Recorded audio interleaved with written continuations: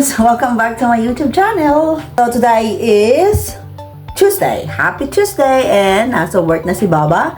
And ako na naman mag-isa dito sa house. Nagawa ko na rin yung mga aking chores. Nakapagtupi na rin ako ng mga nilaban kahapon. Pero nagsalat na ako ng bedsheet and throw pillowcase. Yun lang yung aking labahin today. So, plan ko magluto ng dinner later and gusto kong iluto yung cabbage kaysa masira. So, stir fry ko lang yung cabbage tsaka yung may konti pang capsicum doon, red capsicum. Stir fry ko lang siya and then baka, wait there, try natin kung anong meron. I-stir fry ako ng cabbage and then this one, yung mini bite size ng meat pie nila. Pag niluto ko cabbage, tapos yung chicken masyadong marami yun para sa amin dalawa ni Baba. So, meat pie, mga mini size meat pie, tapos stir fry cabbage ko na lang para meron pa rin carbs. Today, papansin nyo, giniginawa ko, naka-robe ako, nakapatong yung robe ko kasi malamig. Malamig siya pero sari.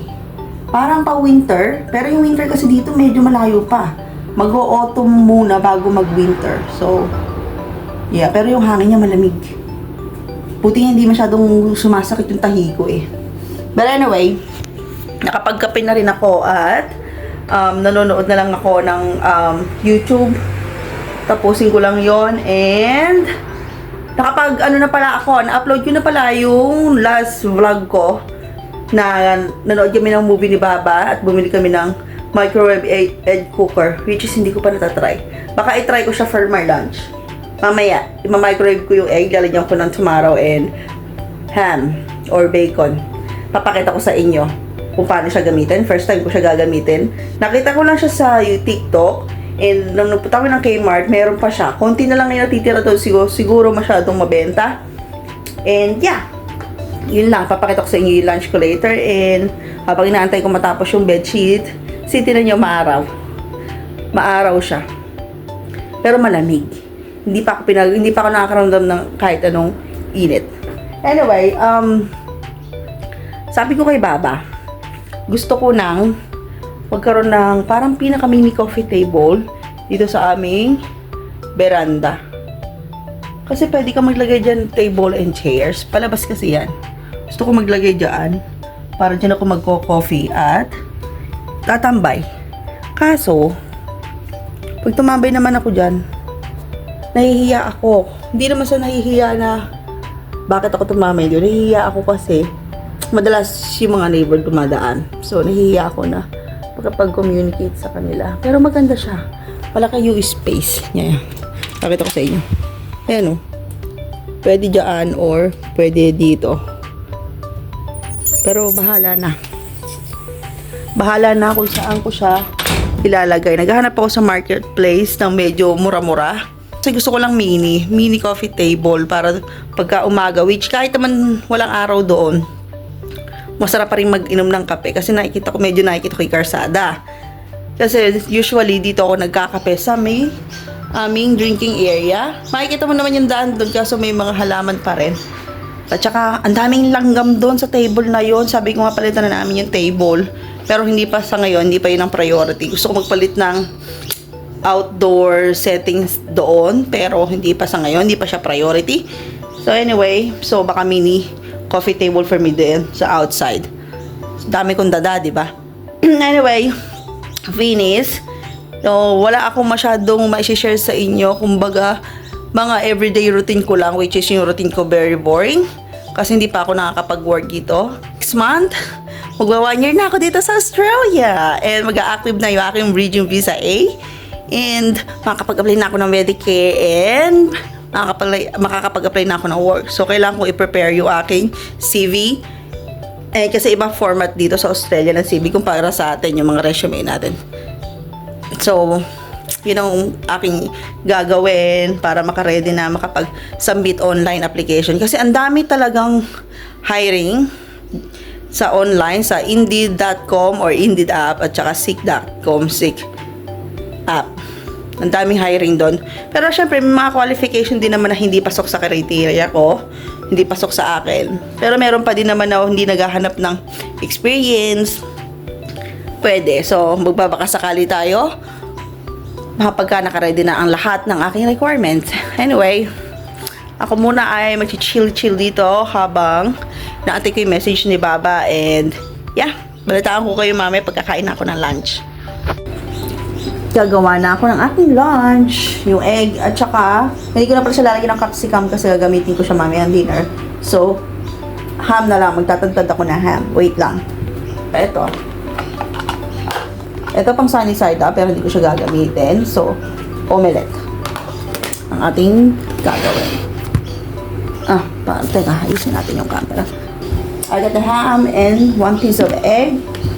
And then, 1 slice of cheesy. Piece of tomato. Wash natin.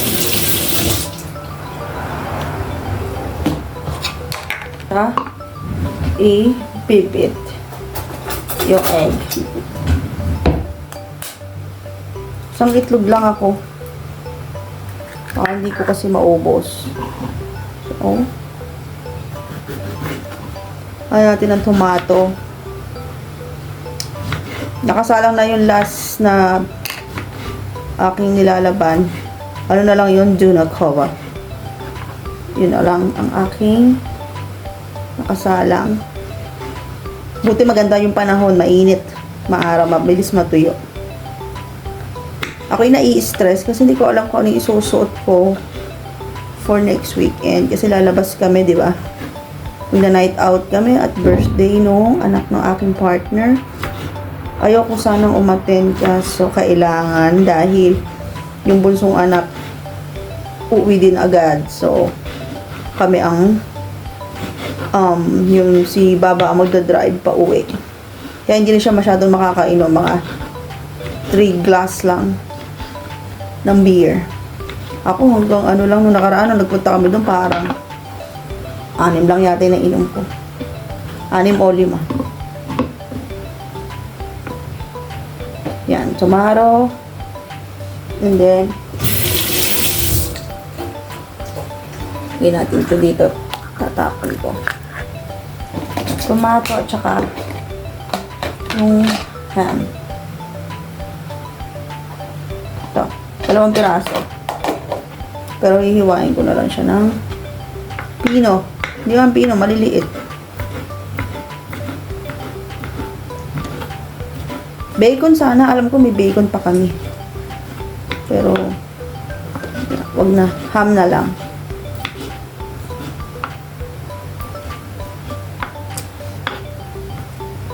Yan. Tapos lagyan natin dito.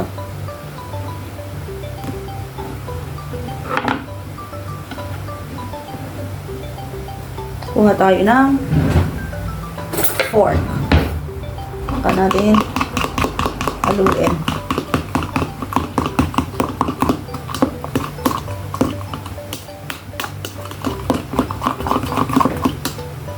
Lalagyan ko pa ito ng seasoning. Salt and pepper lang siguro. O, hindi ko alam. Sama na ba yan? Isang itlog lang. Maybe 2. Kuha pa ako ng isang egg. Ito, isang egg pa. Medyo kulang eh.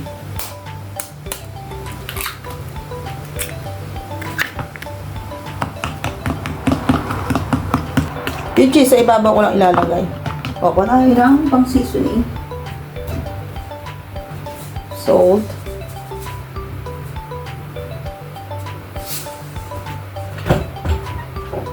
Ito, garlic powder. Nilagay ako. Gusto ko maglagay ng garlic powder. Konti lang. Paminta. 2 minutes lang to. Tapos, add ako ng all-purpose seasoning. Hindi pwedeng mawalan ako ng mga seasoning kasi gamit na gamit siya sa akin.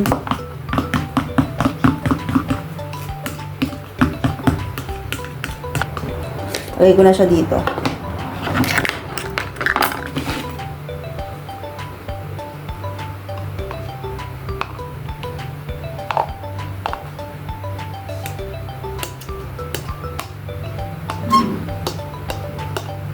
Tingnan natin kung paano maluluto. Pero nakita ko naman kasi sa TikTok, talagang naluluto naman yung egg. Kahit yung sunny side up, pwede. Simutin natin yung ham sa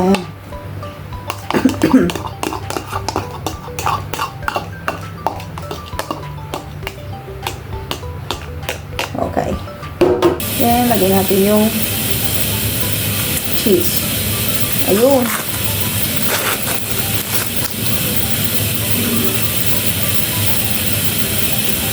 Lang natin siya dyan. 4 pieces. Ayan. Yan yung aking gagawing omelette. Itlog, ham, kamatis, tsaka cheese. Tsaka seasoning. Pati isasara. Ay, hindi siya masasara. Wait nga. Baka kailangan ilagay ito. Yung kabila. Para mag-lock.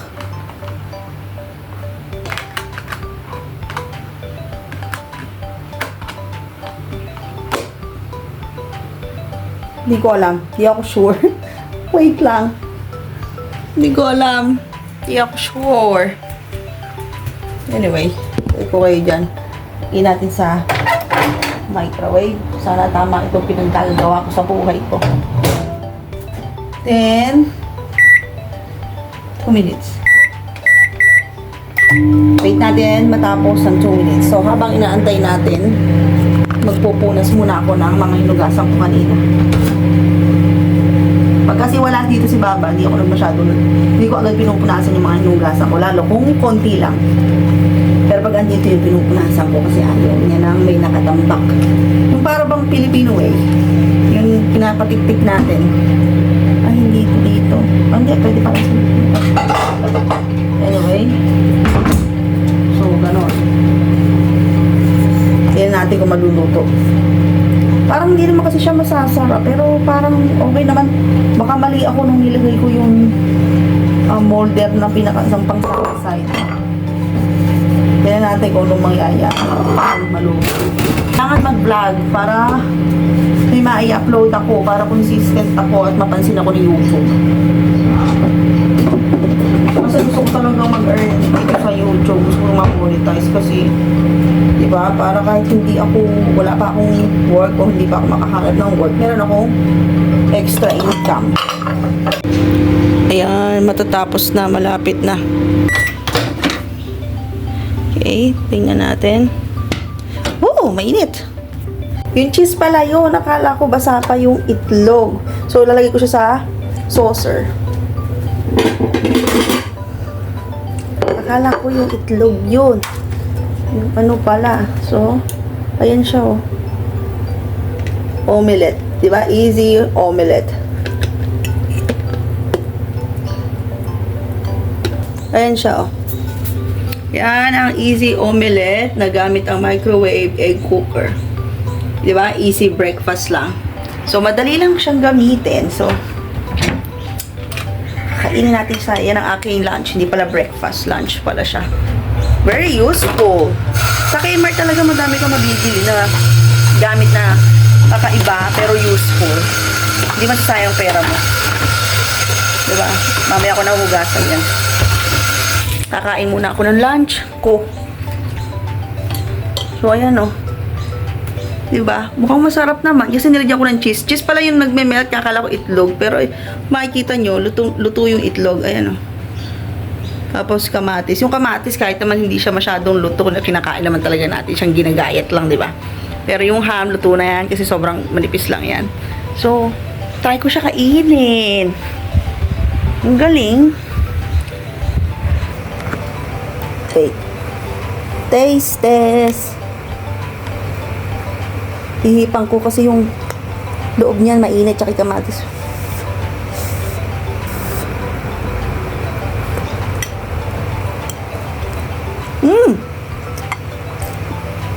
Luto.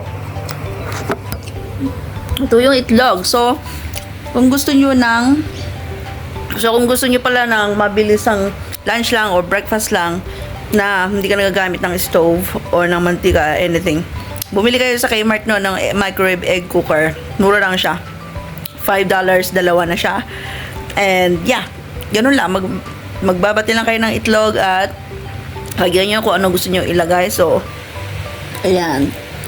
Kain muna ako. So, ito rin yung nabili namin sa Kmart. Pinakita ko na yan sa last vlog ko, pero enjoy na enjoy ako. Pineapple juice. Gusto ko talaga yung mga inumin na may mga straw. Sobrang convenient niya sa akin. So, manonood muna ako sa Netflix yung Pepito. Hindi ko alam. Basta, Petito. Hindi pala Pepito.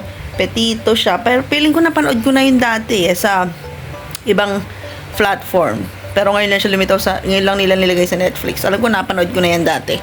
So, anyway, kakain muna ako ng lunch ko and mamaya na lang ulit. Ito na yung kadugtong video ko, ng vlog ko. Hindi ko natapos kahapon kasi hindi ko siya na-end kasi sobrang sama ng pakiramdam ko. Sobrang sakit ng ulo ko. Gusto ko lang talaga siyang ipahinga. So anyway, ngayon ay Miyerkules. So pagko-combine ko na lang yung Tuesday ko, Tuesday ko at yung aking Miyerkules na vlog. Kung hindi ako nagkakamali. Basta Miyerkules ngayon. Anyway, so, wala naman ako masyadong ganap. Wala naman akong house chores talaga dahil kahapon nakapaglinis na ako. And, mabuboring lang kayo sa akin. Wala. Hindi ko alam kung ano ikukwento ko sa inyo. Hindi pa pala ako gagawa ng sit-down video tungkol sa pag-apply ng partner visa kasi aantayin ko muna yung result ng first stage ko. Nung stage 1 ko. Aantayin ko muna yung result nun bago ako gumawa ng video ko ano yung mga pinasa namin requirements. Kasi alam mo yun, hindi naman ako mag-grant tapos gumawa ako ng video. Pero anyway, basta, baka next month ko na gawin yun, which is malapit na. Mag-1 year na ako dito next month.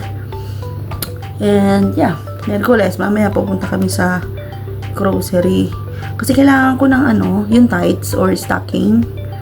Kasi nga kami ay lalabas ng gabi sa Sabado.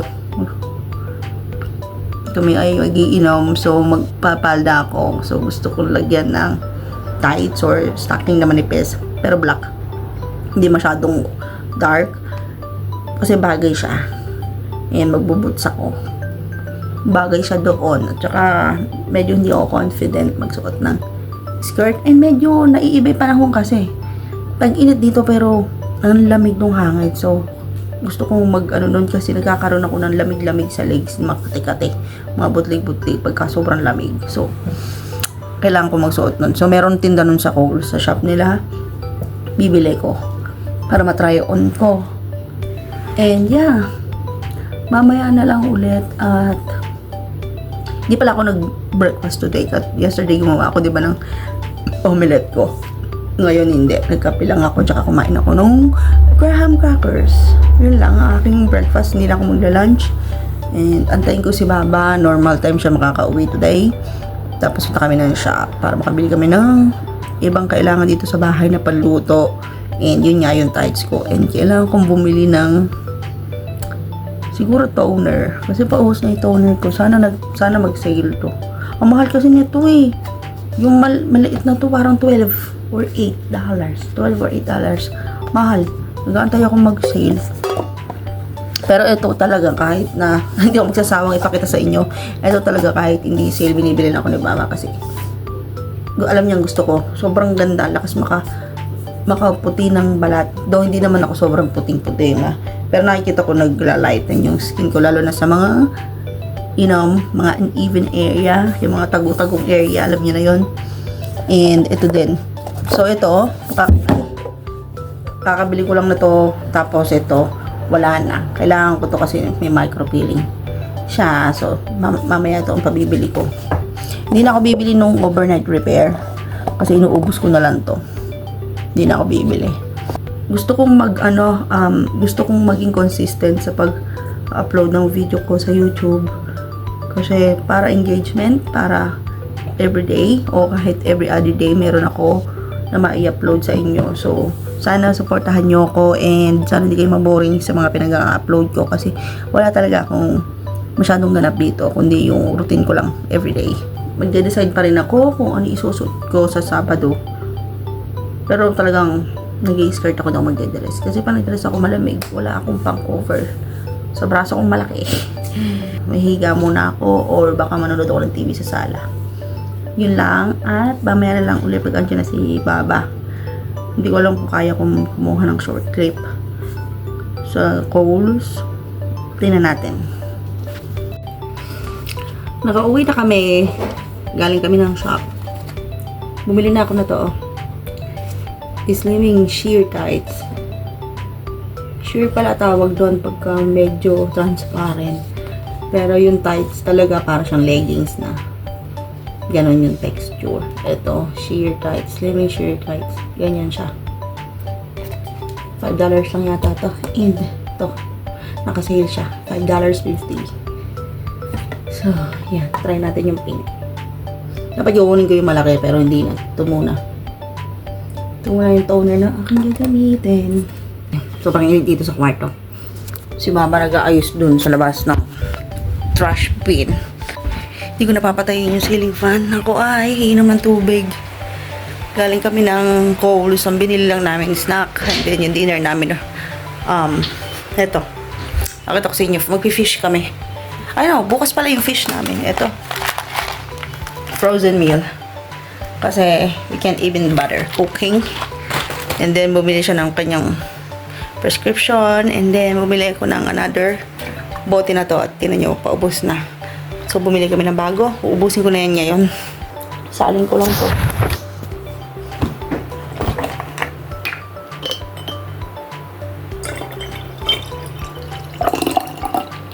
Adik na ako sa kakainom ng pineapple juice kasi ako ay constipated.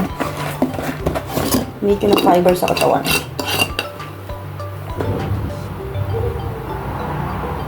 Sarap, lamig. Sarap na to. Manonood na ako. Upo muna ako o manonood. Hindi ko alam kung paano gagawin ko. Ito pa si Mama sa labas. Antayin ko muna siya. At kami ay mag-dinner maya-maya. So excited na matry ko yung sheer tights. Yung patag doon, sheer tights. So mamaya na lang ulit. Antay ko si Baba kasi nag-shower muna siya. Mag-quick shower muna siya.